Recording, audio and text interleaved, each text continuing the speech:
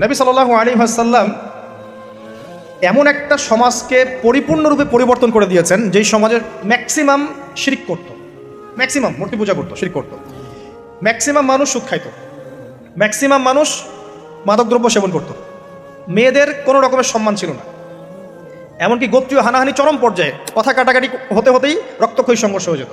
আমরা যেটাকে আইয়ামে জাহিলিয়াত বলি। এদিকে দেখেন, নবী সাল্লাল্লাহু আলাইহি ওয়াসাল্লাম আইয়ামে জাহিলিয়াতের একটা জাহিলি সমাজকে কত বছরে পরিবর্তন করেছেন বলেন? কত বছর? মাত্র 23 বছর। 23 বছর পরে মক্কার দিকে তাকিয়ে দেখেন, কোনো শিরক আছে কি? কোনো সুদ আছে? কোনো জেনা, ধর্ষণ, মাদক, মেয়েদেরকে জীবন্ত কবর দেয়া, মানবতা বিরোধী কোনো অপরাধ আছে? 23 বছর। কত বছর? আপনি হিস্ট্রি পড়েন, দর্শনের যে শাস্ত্রগুলো পড়েন, পড়ে দেখেন এমন কোনো দার্শনিক মতবাদ নাই, এমন কোনো ঐতিহাসিক সমাজ পরিবর্তনকারী মতবাদ নাই যেটা এত অল্প সময়ের মধ্যে সমাজ পরিবর্তন করে ফেলেছে। আমি চ্যালেঞ্জ করলাম। আমি নিজে পড়েছি হিস্ট্রি, আপনি পড়েন, আমরা ফিলোসফি পড়েছি, আপনি পড়েন, যে কোনো সভ্যতার কথা বলেন, ওই মার্ক্সীয় সভ্যতার কথা বলেন, আপনি ইতালির সভ্যতা বলেন, ব্যাবিলনের কথা বলেন, চাইনিজ বলেন, রোমকদের বলেন, কোনো সভ্যতাই মাত্র 23 বছরের ব্যবধানে সমাজ পরিবর্তন করতে পারে না।